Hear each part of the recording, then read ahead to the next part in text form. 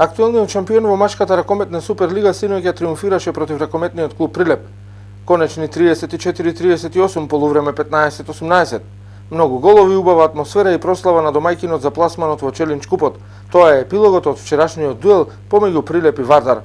Манасков кај гостинскиот состав имаше 12 постигнати погодоци и беше најефикасен на паркетот, а кај домајкините Георгиевски со 7 гола. Останува Вардар и Металург како најсериозни кандидати да се борат за титулата во машкиот ракомет. Инаку кога сме кај ракометот, новиот селектор на националниот состав, Лино Червар, утре ќе го има првиот собир со репрезентативците во Скопје за двомечот со Чешка. Во тимот на Червар е повикан Ице Соколовски, помошникот тренер на ракометниот клуб Прилеп, кој ќе работи со репрезентативните голмани. Соколовски е свесен за предизвикот кој го има со новиот ангажман во репрезентацијата. Башка од играчи кои се во ростерот македонски играчи, ќе има и поширок стручен тим кој, ќе повторам пак, на моје задоволство се најдов тука и да посочам дека сум свесен за овој нов мој предизвик и дека сум спремен да одговорам. Истото му кажав и на Лино, на располагање сум посветен да работам и да се докажувам и да ја оправдам довербата. Повтор пат годинава ќе се одржи летниот ракометен камп на Кирил Лазаров, каде повторно заедно со многуте ракометни звезди кои ќе го усовршуваат талентот кај децата, ќе биде и Соколовски. Годинава кампот ќе има 2 смени.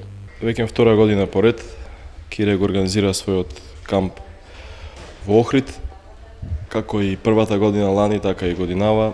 Сум дел од исто тренерите кои, односно прв тренер на група во кампот, кој годинава за разлика од лани е во 2 смени и исто така ќе работам и двете смени, од 17 до 23 и од 24 до 30 јуни, колку што сум информиран од дечките од агенцијата, од организацијата е скоро при крај, таму е на едно врхунско професионално западноевропско, да речем, ниво, од опрема до третман, од начин на работа, услови, секое дете ги има во огромен број оваа година, ќе биде презадоволно од условите што ќе ги добие и од третманот таму на кампот.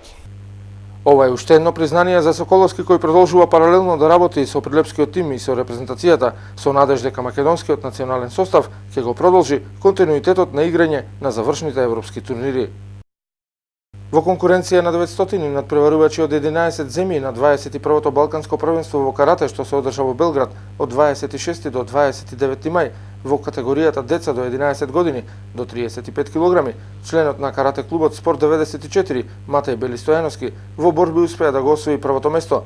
Триумфираше над Грабус од Босна и Херцеговина со резултат 2-0, Петровиќ од Србија 1-0, Кургас од Босна и Херцеговина со идентичен резултат 1-0 и во финалето против Куртенес од Турција со резултат 6-1.